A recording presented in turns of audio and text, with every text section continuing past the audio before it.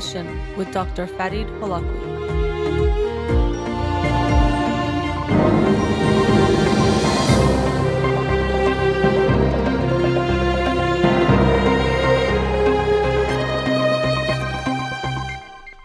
Good evening. Welcome to In Session. I'm your host, Dr. Farid Holakouee, and I'll be with you for the next hour here on Radio Hamra. Studio number call in 310-441-0555.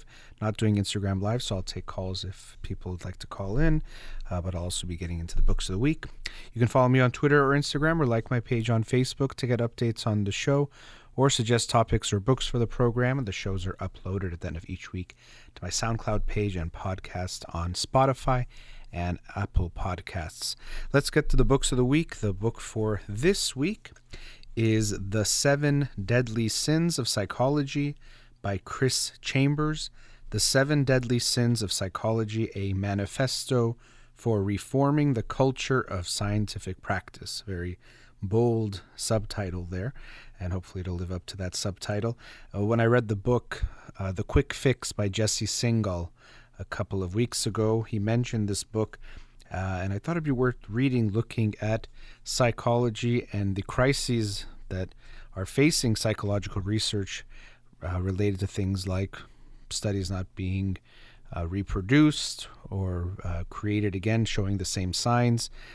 Different aspects of psychological research have come under fire lately. So this book apparently is an attempt to try to ameliorate that or come up with reasons, first showing what's wrong and also what we can do as the field of psychological research to do better going forward. So we'll read that and share it with you, not on Monday. Next Monday will be a holiday in the United States, so it'll be on Wednesday's show.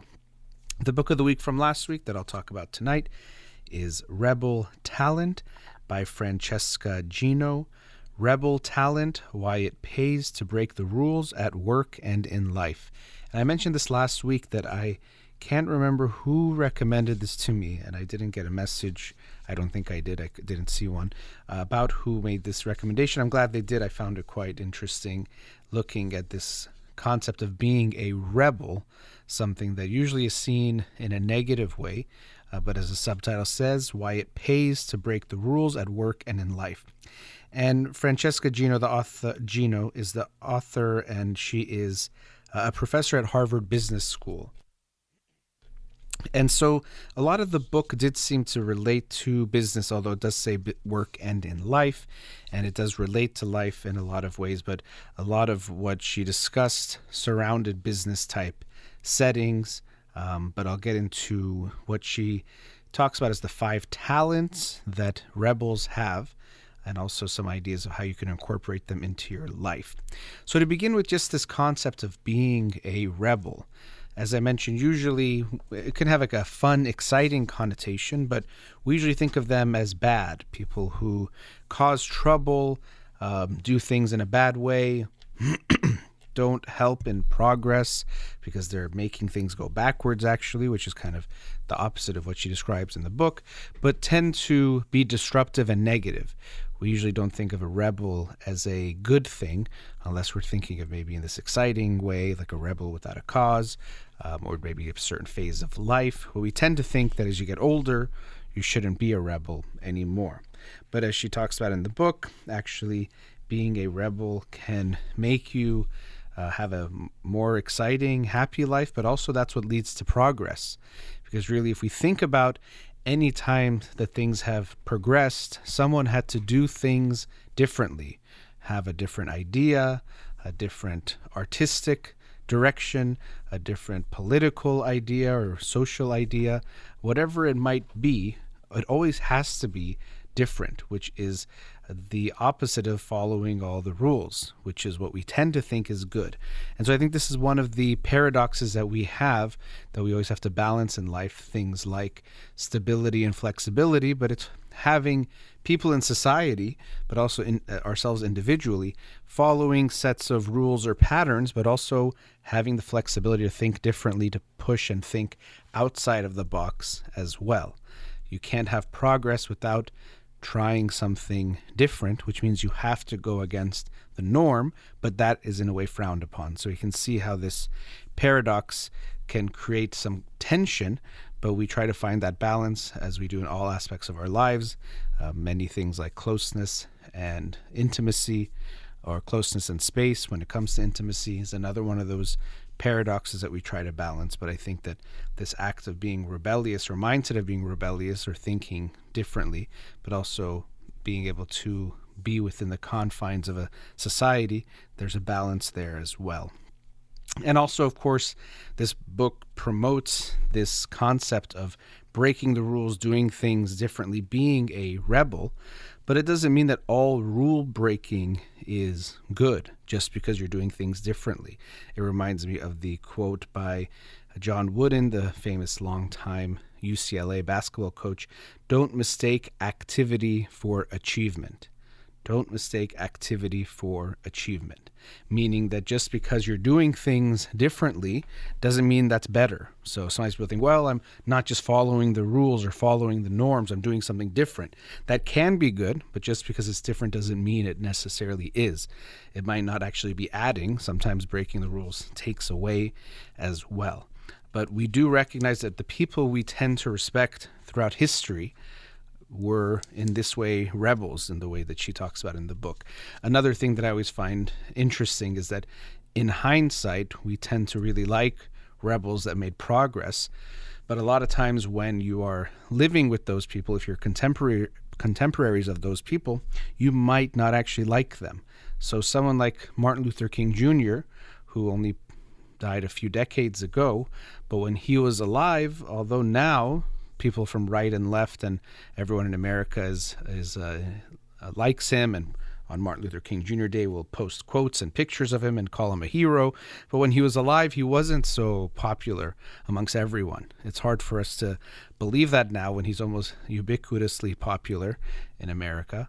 But back then he was not. He was considered even dangerous to the government in ways that he was spied upon and things like that. So rebels tend to, at times they get appreciated during their own lifetime. Sometimes they're not, or at times they're appreciated by some, very appreciated by them, but then by others really disliked also.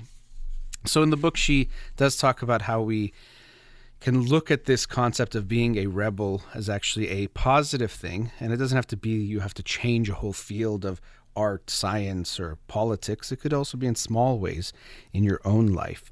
And then she lists or has chapters on each of the talents that she describes as, when you talk about rebel talent, she says there's 5 talents that they tend to display. And so I'll go through those now. The first one is a talent for novelty. So this is the idea of looking for new things, not just staying within the same routines that you have or the same interests that you have. And so she describes how rebels tend to have this desire for novelty. A lot of times the talents that she talks about, you can also look at them as interests or desires, but they have a talent for looking for novelty or wanting novelty in their life, looking at things in a different way, which is also another one, but trying different things. And she shares, the author herself, how she, for her husband, got them improv classes, and they both were very nervous about it, and he actually wasn't so thrilled about it, even though it was his present. But it turned out to be really good because it let them try something new, which was very much expanding their horizons. The second one is a talent for curiosity, which, as you can see, they're related. And if we think of the mindset of the rebel that she talks about, it's a very open one, open to new things and also wanting to understand things, curiosity. And so as children, we all tend to be very, very curious. It's almost like a natural characteristic of children. It tends to get less. Some of it could be natural, but a lot of it could also be that we are more and more shown that we should think in a certain way. That's going to benefit us. Follow the rules, sit in class and pay attention, don't challenge the teacher too much, don't come up with a totally new idea, just do the right thing to get the good grade, those types of things. So we unfortunately don't really foster curiosity so much in our educational system and in society at large. But rebels tend to be curious. They're not just okay with hearing how something is or just seeing something. They want to understand how does it work. And so that also can make it so if you understand how things work, that can help you see if, well, maybe things could be different as well. It can help you see that once you understand the why. But if you don't understand the why or want to know the why, you just assume that things are the way they are and they should be that way. And that itself is a big aspect of this rebel talent, or being a rebel, is that you're not going to just take things as they are and assume that if it's this way, it's meant to be this way, which is how we are with a lot of things. We just think, well, if everyone's been doing it that way, we should keep doing it that way. And that's not a good enough answer ever. It can be a starting point, and you might even think, well, if they've always been doing it this way, is there some reason? That's the curiosity part too. Let me understand the why. Maybe it actually is for good reasons that I don't understand or I'm not seeing yet, and someone might explain to you. Or it could be that this is just the way we've been doing it because that's the way it's been done for some time and we keep doing it that way. She actually shares an interesting study I think she herself worked on, where they had people fold shirts. And so they would teach them, they would watch someone folding shirts in two different rooms. One of the rooms, it was done in a fast way, efficient way. The other one had some extra steps that made it take longer. And they slowly started replacing them with new people that were part of the experiment. And what they found was that even though the original people that were folding more slowly or more quickly were no longer in the rooms, there was now, it's almost like a culture that people were folding either more quickly or more inefficiently, depending on the room they were in. And so it's almost like a cultural tradition that is being passed down generation by generation. Here it was happening in minutes, but we see that just because things have been done a certain way doesn't mean because it was the best way, the right way, or a good reason or a good enough reason to keep doing it that way. So being open to looking at things is very important, which is a third talent also relates to that, a talent for perspective. For recognizing that the way you see things is not the only way to see things or to see that thing. To be open to trying to look at things from a different perspective. And in this chapter, she shared the story of Sully, the famous captain, who when there was a plane that he was piloting that was under distress because big birds had gotten into the engines and they were basically going to crash or had to figure out what to do immediately, he had the perspective of seeing that the Hudson River could be a runway, even though he had never landed a plane in the water. And actually in their simulations even, you can't do that. They usually don't allow for that, at least before. Maybe now they do. But he was able to have that perspective that that's a long and flat surface, although exactly not flat, it's water, body of water, but he was able to do that and likely saved many lives because of it. So rebels tend to recognize that their perspective is just one way of seeing things, and they're open to challenging that within themselves and also having others help them challenge that as well, which is related to the next talent, which is a talent for diversity. In this chapter, she also talked about diversity within groups and things like that, and how that makes for better outcomes in lots of different ways. But even diversity in how you as a rebel will learn about the world, that you might talk to someone who would appear to be so different from your field or the problem you're working on or looking at, but recognizing that people in different domains, fields, whatever it might be, professions, actually can help you understand a problem better. So there again, there's an openness, as I was saying, openness and a non-judgmentalness in a lot of what they do, but there's a talent for diversity and seeking out others. And also in talking about diversity, one of the things people will say is, well, if diversity helps groups, why is it harder or feel less smooth when groups are less diverse? Which is true. When groups are more homogeneous, more the same, they actually run more smoothly. So it's more comfortable for the people in the group. But like a lot of things that we do that are comfortable, it actually doesn't mean you're doing better. Sometimes it's worse. And so the fact that diverse groups might be a little bit less smooth is actually what can make them more successful. because there's people with differing opinions, because people might not see the things the same way, they actually won't just assume everyone sees it the same way, and they'll question and challenge things more. And as a result, they're less likely to fall prey to certain biases that maybe the whole group is holding, or they don't want to challenge idea because they want to get to consensus more quickly. Things like groupthink can take place or can take effect because of that homogeneity. It actually can be a disadvantage, even though it feels easier and more comfortable in the moment. So here's another example of how comfort should not be our guiding value. Things that make us comfortable sometimes can actually be the worst things for us and might be lulling us into a dangerous place. So diversity in groups, sometimes people hear this and think, well, it's just some kind of PC thing, or trying to be woke, or trying to be progressive in some ways. And sometimes I'm sure people take it too far in the ways they talk about any topic, including something like diversity. But there is genuine value in having diverse groups in a variety of different domains. And she brings up several business domains that this happens, and problem-solving domains, where we see that having people who have diverse perspectives, who are diverse, is actually very helpful.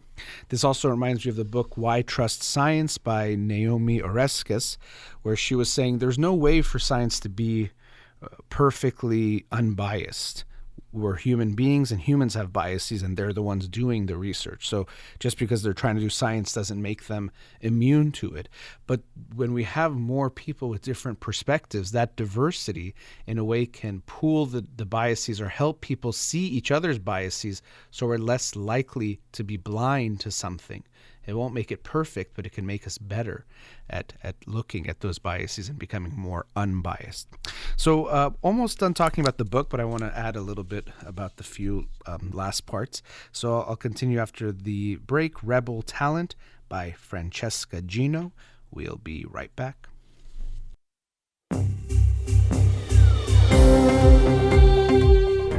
Welcome back. Continuing the discussion on the book Rebel Talent by Francesca Gino, Rebel Talent, Why It Pays to Break the Rules at Work and in Life. And so, as I mentioned, there are the 5 talents that she describes as the rebel talents, or talents that they tend to have.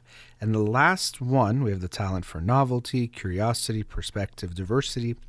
The last one is a very important one, a talent for authenticity, meaning being themselves, not afraid to be themselves, even being vulnerable or showing weakness, and even actually how sometimes showing a weakness will make us more likable to others. They feel like we can relate. A lot of, as I mentioned, the book, it seems to be from a leadership perspective. So there's stories of CEOs and founders of companies, and a famous chef that go throughout the book. And so an authentic leader is not afraid to acknowledge mistakes, weaknesses, might even welcome feedback to let people know they want to know how they can do better. So we sometimes think that if we want to be a leader, we have to show that we are strong and perfect and don't make mistakes and don't question ourselves. But actually, people tend to do better with leaders who are actually more open to showing that they're human and they can benefit from learning from others, that this is who they are, here are mistakes that they've made, that I'm not perfect, and this is a process, and you can be part of that process. And just being authentic overall makes us feel better. If it's in your work life or in your personal life, whatever it might be, the more authentic we're being, you feel better too.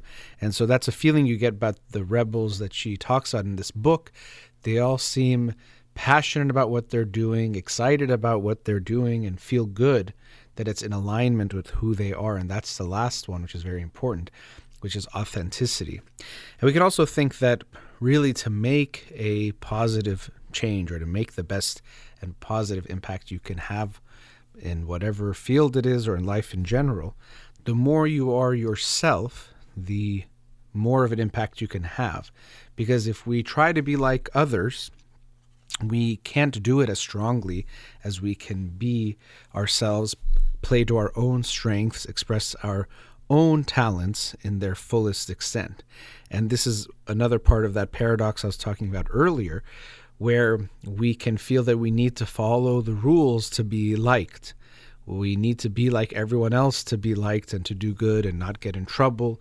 Also, another paradox or that we have to balance is this sense of not being rejected, wanting to be included, but also wanting to be ourselves. And there's a push and pull there of, okay, if I just follow the rules and do what other people will like, at least I won't have to risk rejection. But then you can feel inauthentic and not feel so alive. And so there can be also this pull towards authenticity, being yourself. And although you will likely face some backlash almost always, if you do your own thing, if you try to make your own path and be yourself. But people tend to be more drawn to those people as well. And what you'll find is that you're going to be possibly rejected by even some people. But the people that stay with you, or the people that come towards you, they'll be coming towards the real you, or much more the real you. And that'll feel better for you too, because you know that they're liking you for who you are, not for something you are pretending to be. This is actually the another negative part of being inauthentic, or trying to belong, or being pulled too much by that desire, is that even if people like you, you will have this feeling deep down, but yeah, they like me, but not necessarily for me, for this way I'm being, or I'm putting away parts of myself. And really, when you think about the whole world, and if you imagine everyone expressing their talents and abilities, their unique combination of factors that make them who they are, we would have a much better world. I know it sounds like this utopian type of an image, and how does that even happen? And we still need things to get taken care of. So I don't mean everyone just becomes, let's say, something artistic. Sometimes that's what we think it means, to just be yourself and do whatever you want. But I mean that everyone tapping into their own strengths and abilities at 100%. And not only is it for us that we should do that, to express ourselves, but really another way of looking at that is that we owe it to the world, that it's your responsibility in a way to become the best version of yourself, to develop your unique talents and abilities to their fullest extent, to then have the most positive impact on society. So you can imagine someone who, in a simplified way, is a scientist working on medication to treat cancer. And yes, it's for their own benefit that they can make money, maybe become well known, to do something that's a breakthrough in the field. But also we could say they owe it to the people who are suffering, or there should be a sense of responsibility that I can have a positive impact. I could save lives if I do my best work by working hard, learning more, trying my best, using my talents to the best of my ability.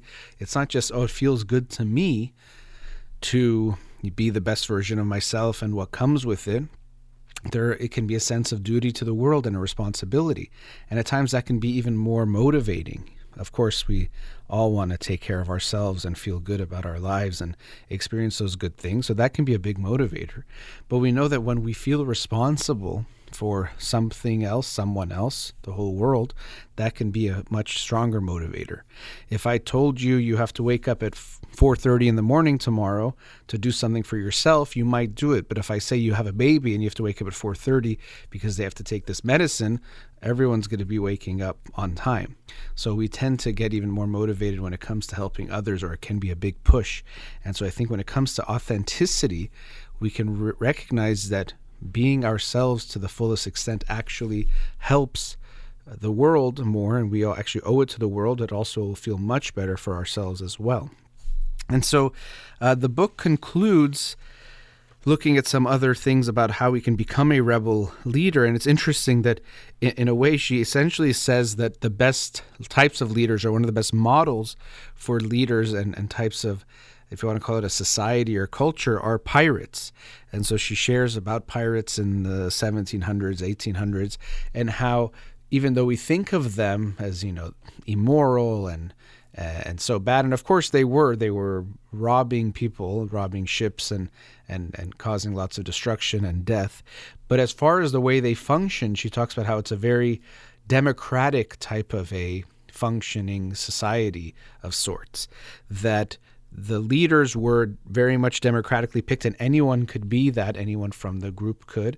And if the leader wasn't doing things well, everyone could vote to have him removed, even to the point where he might be left on an island or kicked out. And everyone's voices were heard, and they were very diverse, especially during that time. Even they had black crew members, and even they had black members that could be elected to be the captain of the ship at a time when in America there was still slavery for another, I think, 100 years or so. So it was kind of interesting that she was saying pirates tend to be good, or this type of mindset of the pirate can be very good of fighting the internal pressures and the external pressures that might prevent us from being a rebel in a good way. So it was an interesting book. As always, I like books that give me a different perspective, and I'm not just saying that because that's one of the talents she promoted in the book or describes for people who have a rebel talent, but this notion that rebels are actually something good, and that we want to be more rebels in the way we live our life and even in our relationships. So that was Rebel Talent by Francesca Gino. Rebel Talent, Why It Pays to Break the Rules at Work and in Life.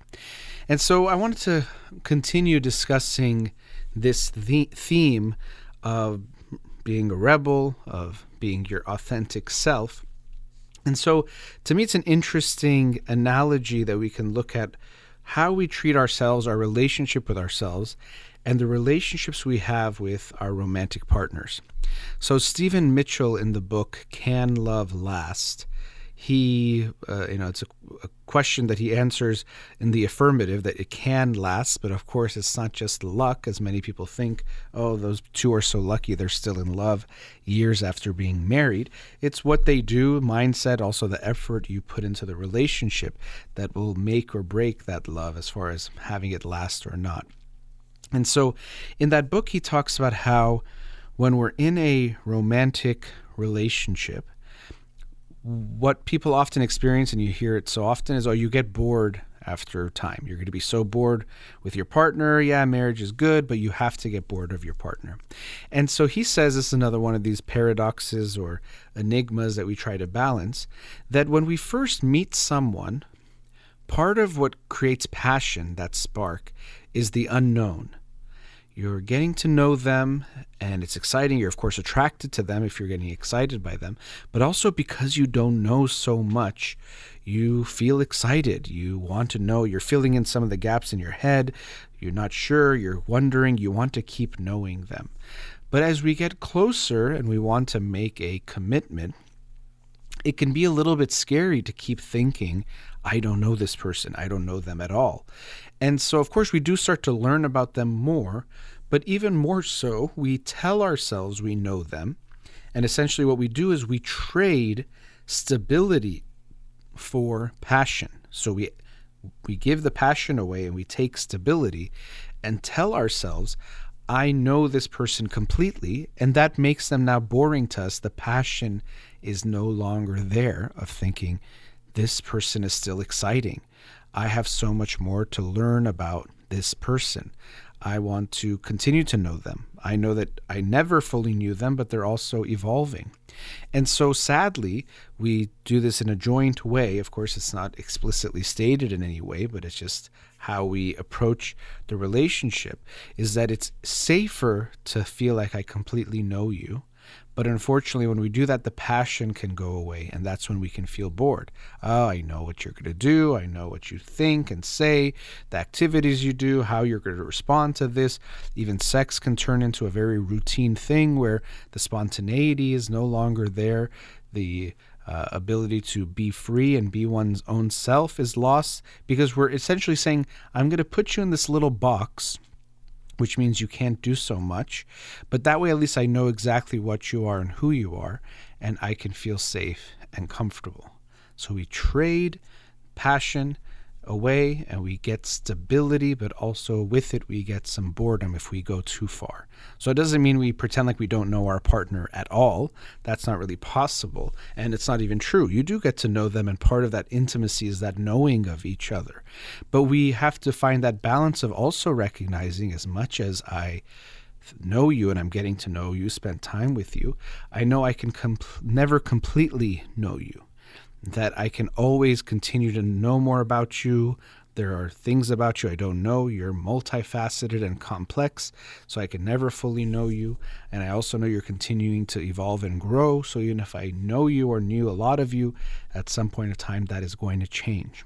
So this happens in our relationship with our romantic partners.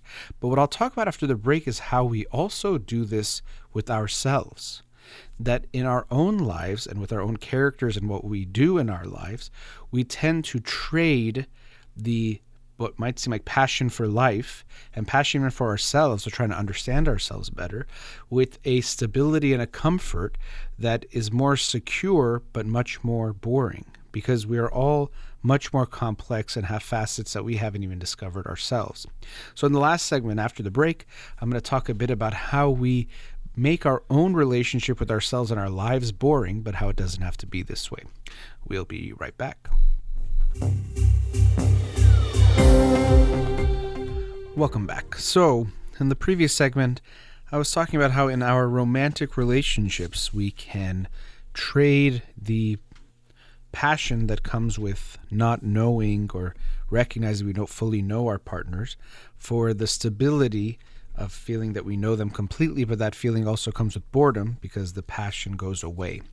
And I was making the comparison of the relationship we have with ourselves, where the same thing seems to take effect, where we would rather think we completely know ourselves, our likes, our dislikes, what we are good at, what we should do with our lives, the relationships we have, the types of relationships we have, because that is more comfortable and gives us more of a sense of stability than recognizing that there's probably a lot about ourselves that we don't know.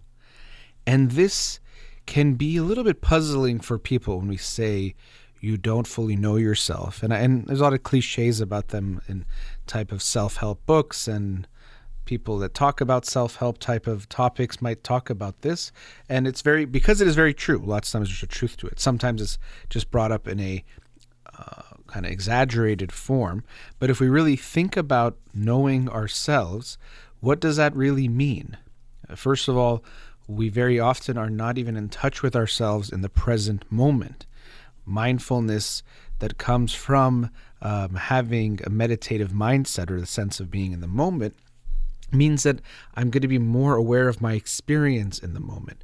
But most people are much more mindless. They're not really in the moment. They're thinking about the past or the future. They're distracted by something. They're doing multiple things at the same time. And we are often avoiding our thoughts and our feelings, which is why so many people have such a hard time meditating. When you first try meditating, for most people, you might say, okay, do 5 minutes. And 5 minutes doing almost anything doesn't seem like a lot. But of course, it can feel like a lot. Let's say if you're doing something like planking, where you're trying to hold that position for 5 minutes. And that's, in a way, what people tend to feel like when they're first meditating. It's this very uncomfortable feeling. I remember myself, even the first times I would do it, I would think for sure my timer is not right, because it can't be hasn't been 5 minutes yet. But people feel very uncomfortable precisely because we're forced to just sit with our thoughts and our feelings. And they can make us uncomfortable. We might not feel very good. We might feel sad. We might feel anxious, on edge, uneasy, all sorts of things that don't feel very good, which is why we try to distract ourselves. But unfortunately, when we distract ourselves or keep on distracting ourselves, we don't actually know what's going on with ourselves. We don't know what we're feeling. And when you don't know what you're feeling or what's going on, you also can't make things better. So we just stay in this perpetual cycle of distraction for a lot of our lives. I just don't want to feel too much because it's too overwhelming or doesn't feel good. So we keep distracting. Many people wake up, grab their phone. They're on their phone all day doing things. Even when they're doing something, they're doing something else. When they have free time, they're staying distracted and keep doing things. And then even when they're going to sleep, on their phone, watching TV, doing something till they fall asleep. And people might think, oh, it's just because I like to do things like this. Or, even when people say I can't fall asleep without the TV on.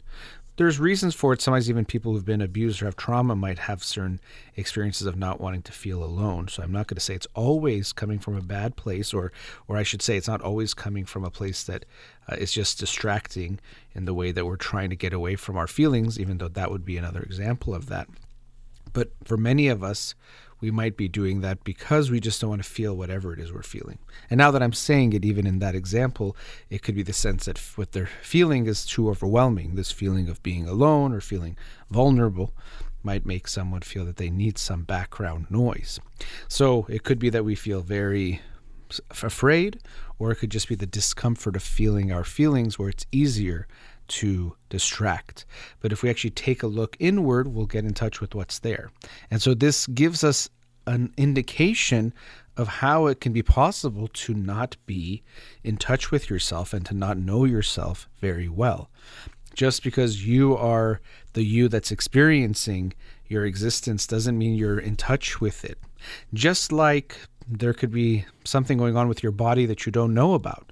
You get a blood test or you get an x-ray and it turns out, there's this fracture here that you didn't know about. It's possible, even though it's your body, that you don't know a lot about it, or there's a lot we can say you don't know about it. Similarly, when it comes to your psyche and your emotional life and existence, there's a lot that you don't know.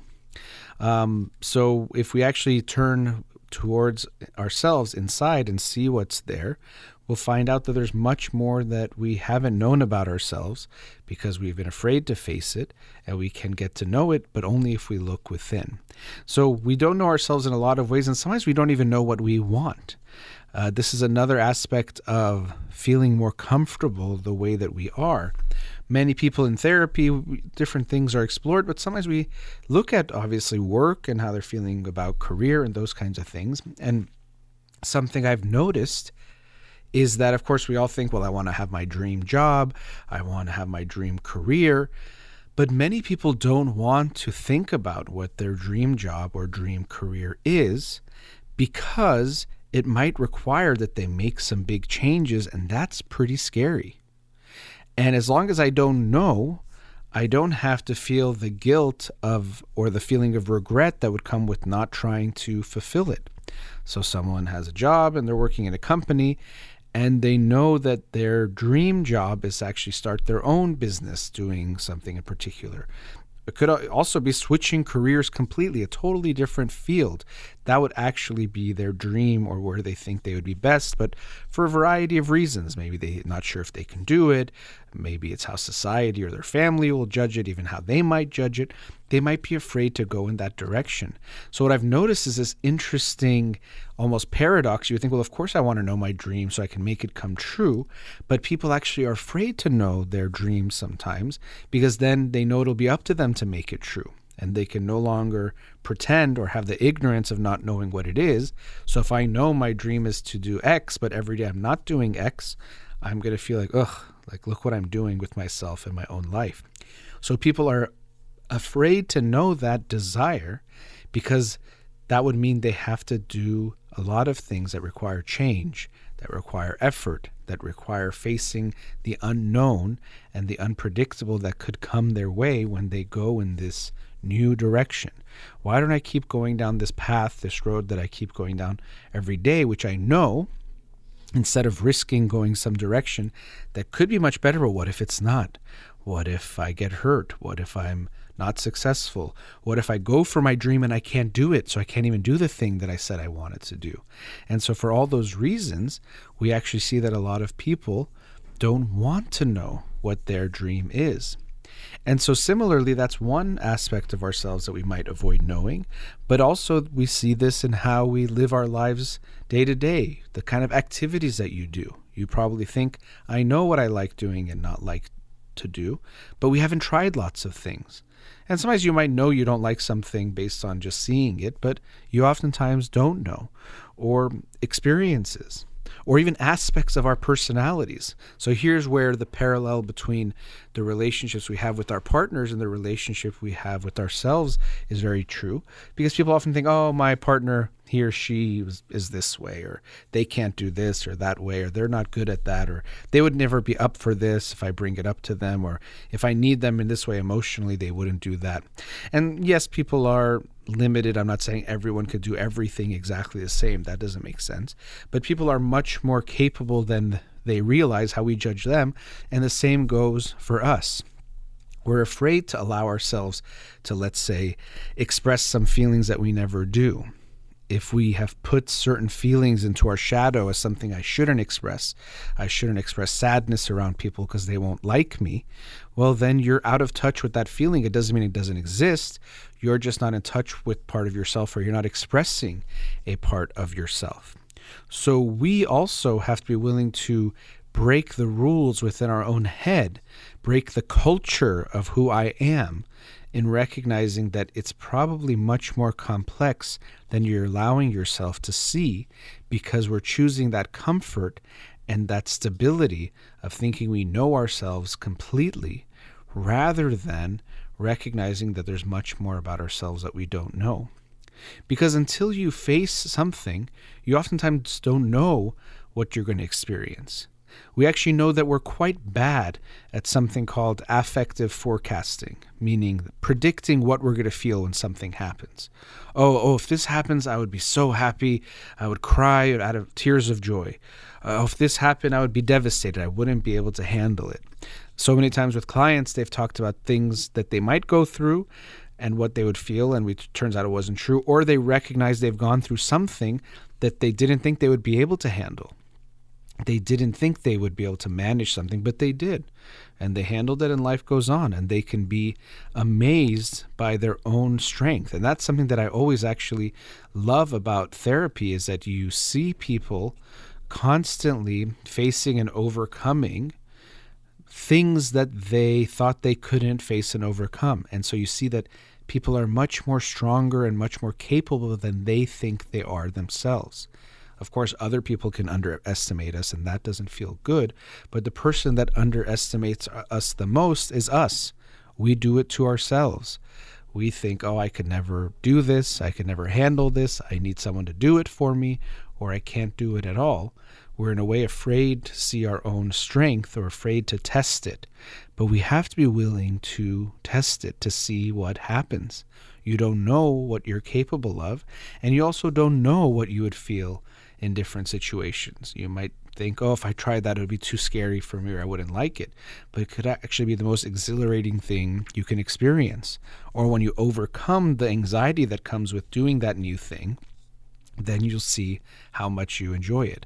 Oh, I can never get there, or yeah, there's that dance class, but I don't like being around people. But maybe if you face that anxiety and see that you'll get past it, then you can actually see that you really enjoy what's on the other side. And so often we are very afraid to try new things because we don't know how it's going to go, which is true. And so as I'm saying this, I'm not implying in any way that every time you try something new, it's going to go well. Sometimes you'll be right that it wasn't something you like, and it will be a bad experience. But until you keep trying these different things and allowing yourself to have different experiences, you won't get to see what you like or don't like, or what talents even you might have, or something you might have a passion for, because you didn't give yourself that opportunity to experience it. This reminds me of a quote I actually saw quite recently that I think is so beautiful and related to this point, which is by Joseph Campbell, which is, "The cave you fear to enter holds the treasure you seek." The cave you fear to enter holds the treasure you seek.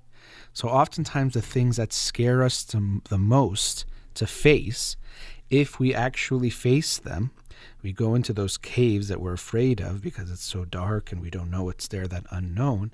What's in that cave can be the greatest treasures that we can experience, the treasures that we seek.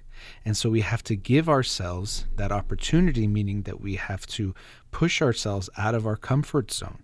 So if we think of this quote, if you're walking on a path and it's well lit and comfortable and easy, it's like, let me stay there. Why would I go into this cave where I don't know what's in there?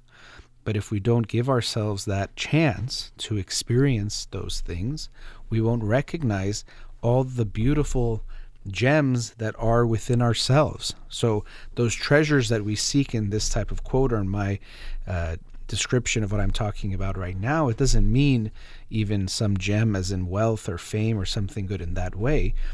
We recognize the goodness within ourselves, the capabilities we have, the skills we have, the things we might actually really enjoy experiencing if we allow ourselves the opportunity. So, to be a rebel in life, as I was talking about in the book by Francesca Gino, that can be very important in a lot of the things that we do. But another aspect of that is recognizing that we can be a rebel within ourselves and allowing ourselves, having some of the talents she talked about, to try new things, be novel, try to be curious about life and about ourselves, try to understand ourselves better.